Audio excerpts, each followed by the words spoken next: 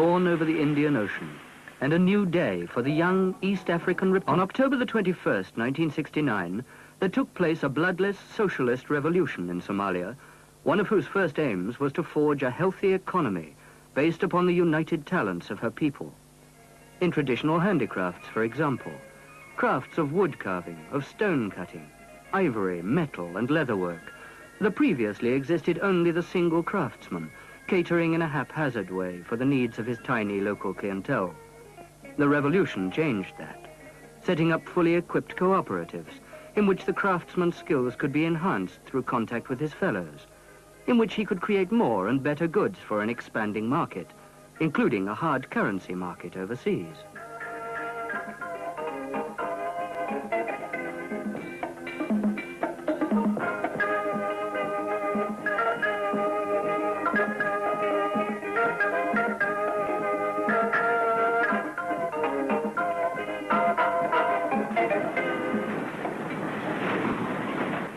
Since the socialist revolution, cotton, for centuries a staple product of the nearby Sudan and of Egypt, has been grown in Somalia on experimental farms set up by the government.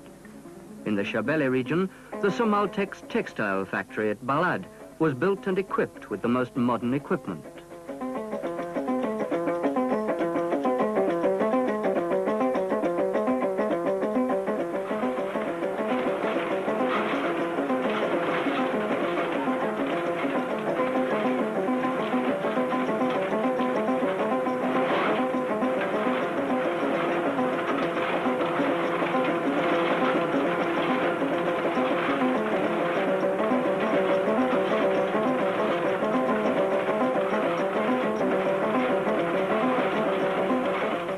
The intention at the outset was to make the country self-sufficient in bleached and dyed cotton fabrics, an objective now achieved with an annual production of 10 million yards.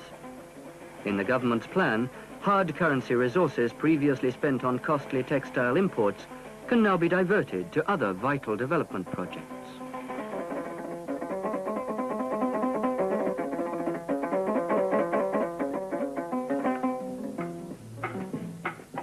Weaving and pattern making have always been traditional Somali crafts, and the new freedoms offered by a domestic textile industry are encouraging still further these already developed skills.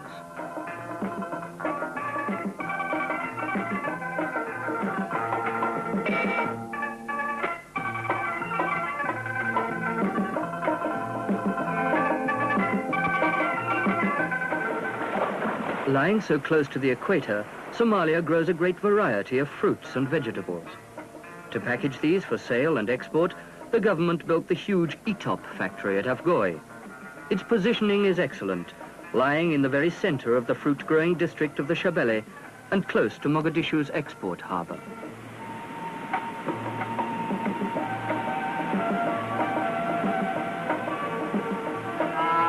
Somalia's greatest export is meat, not only as livestock, but also canned and processed. For this reason, the government set up two large canning factories, one in Mogadishu and another in Kismayu to the south. Kismayu now exports some 300 million tins of stewed steak a year to the Soviet Union, while large quantities of corned beef are marketed in Egypt and other countries of the Middle East. 2,000 miles of coastline give Somalia a further natural resource to develop, and fish factories are a growing feature of her coastal towns. The main one at Las Korai in the north is designed to process an annual minimum of 5,000 tons of tuna fish for export. Success in this has led the Ministry of Fisheries and its related agencies to expand their operations and to purchase growing numbers of fishing vessels and storage facilities for the industry.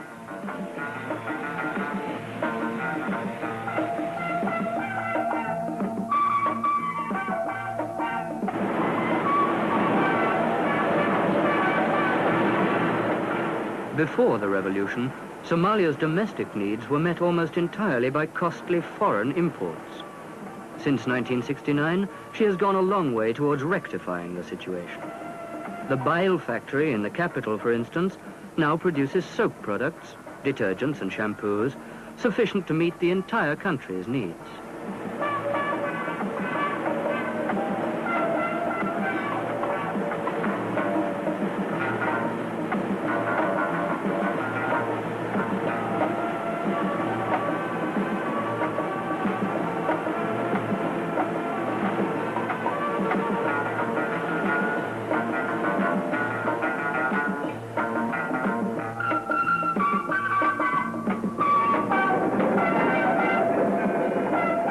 Another light industry developed since the revolution is that of tile making and ceramics here in Mogadishu.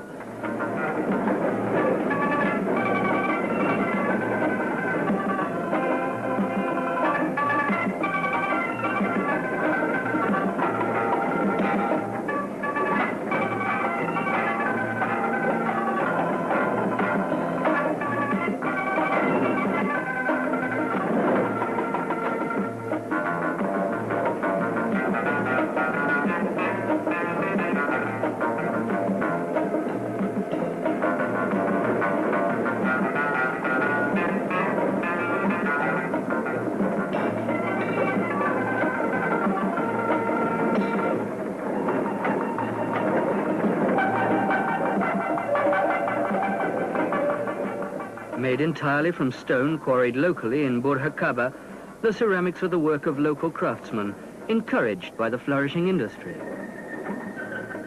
The finished product now meets not only the nation's needs, but also forms a small but useful source of hard currency revenue through export sales to Somalia's Arab neighbors.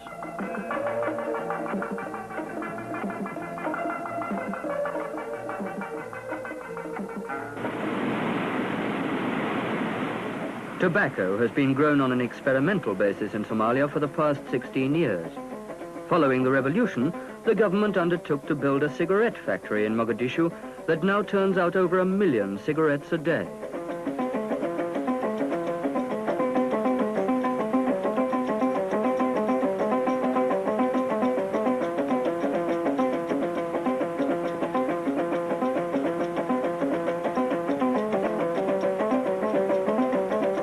The same factory also produces matches of timber cut from the southern forests of Jilib in the lower Juba.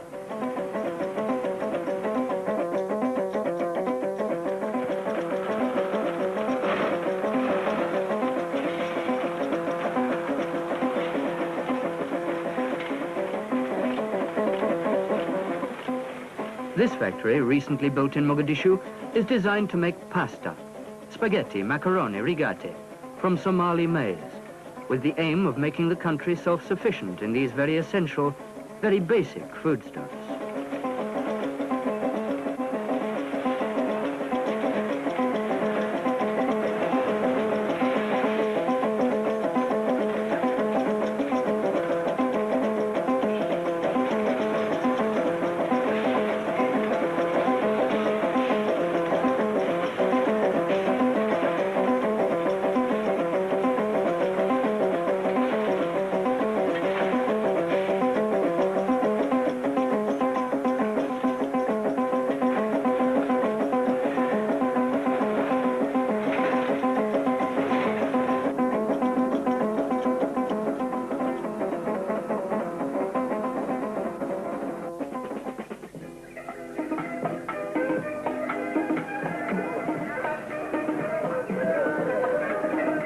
Somalia is famous for her agricultural produce, and above all for her bananas. Bananas are the country's principal cash crop, being exported to the Arab countries and to those of the European Economic Community, such as Italy. From the banana, Somalia earns a full 30% of her entire hard currency revenue.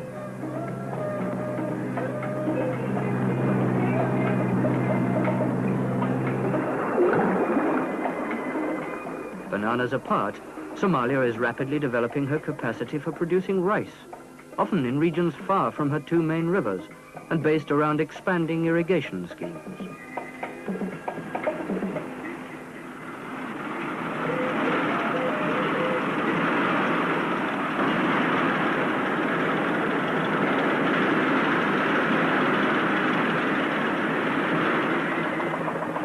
Experimental farms with quality control machinery and facilities for testing various strains are rapidly confirming her government's insistence that soon she can become self-sufficient in rice of the very highest quality.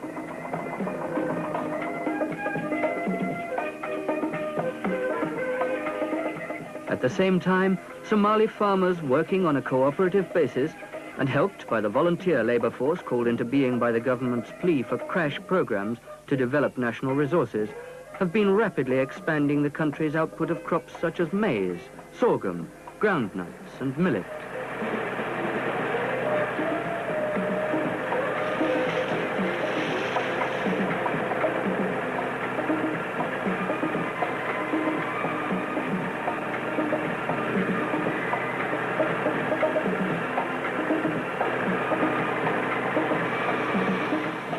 even non-tropical vegetables such as tomatoes and onions are being grown successfully.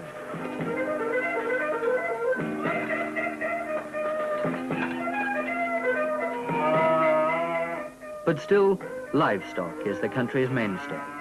Somalia exports literally hundreds of thousands of beasts, cattle, camels, sheep and goats to the Arab countries, where they are highly prized above almost all others. Somalia's livestock has long enjoyed relative immunity from endemic diseases such as anthrax, a fact lately reinforced by the institution of a vigorous government campaign to encourage the use of animal vaccines.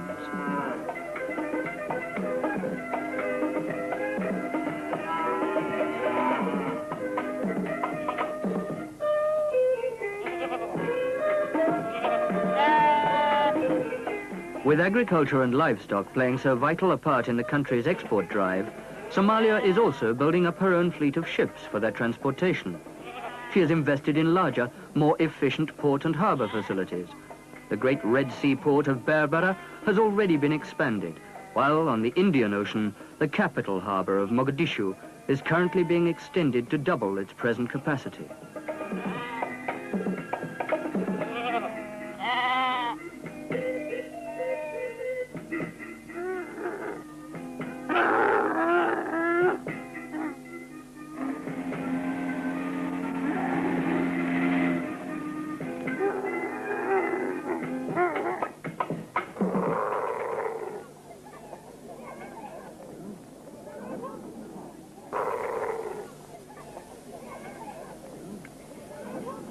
For centuries, Somalia has been a 100% Muslim country.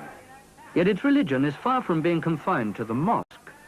From the earliest times, Somali children received a basic education in the Quranic schools.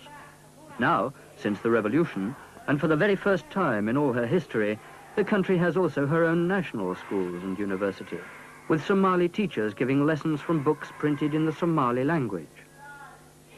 And yet still, the Quranic schools form the basis for a Somali ethic in which the very practical, very pragmatic doctrines of Holy Islam become not mere words, but a very real force and way of life for the people of the young socialist nation.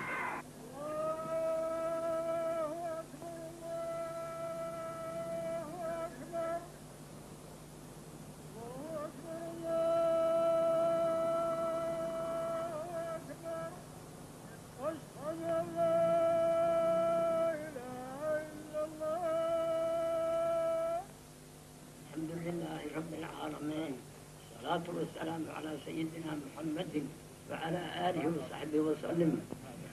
أما بعد فإن أصدق الحديث كتاب الله وخير الهدى هدى محمد صلى الله عليه وسلم وشر الأمور محدثاتها وكل محدثة بدعة وكل بدعة ضلالة وكل ضلالة في النار.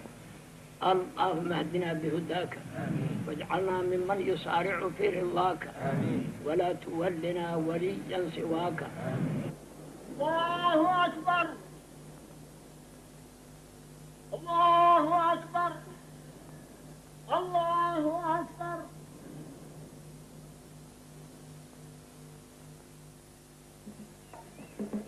Another growing source of revenue for Somalia is tourism. Since 1969, no fewer than 4 great national parks have been created to protect the lives and habitat of the native wild animals that have created such a tourist attraction in other parts of East Africa.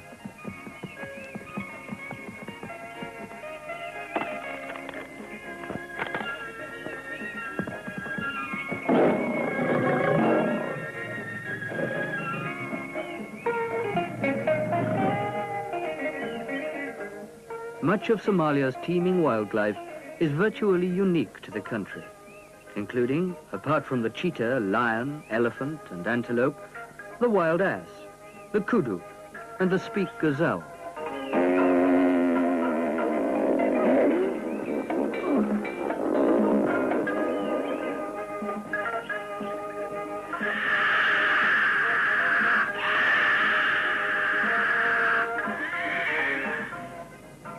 In order to promote and cater for this kind of international tourism, the government has built a number of luxury hotels in those cities closest to the national parks.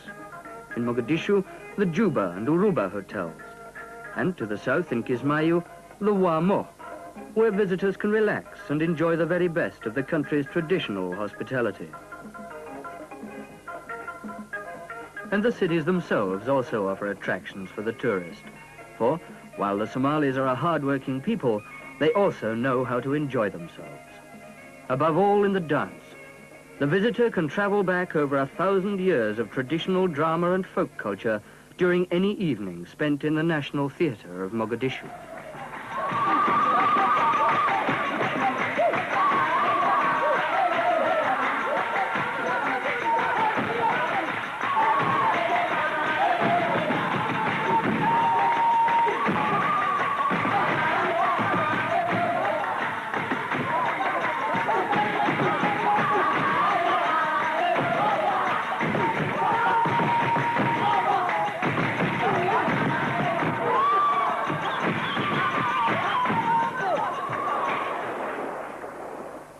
Last of all, for those who simply want to soak up the sun, to swim and dream, Somalia offers warm seas and sandy beaches without rival in Africa.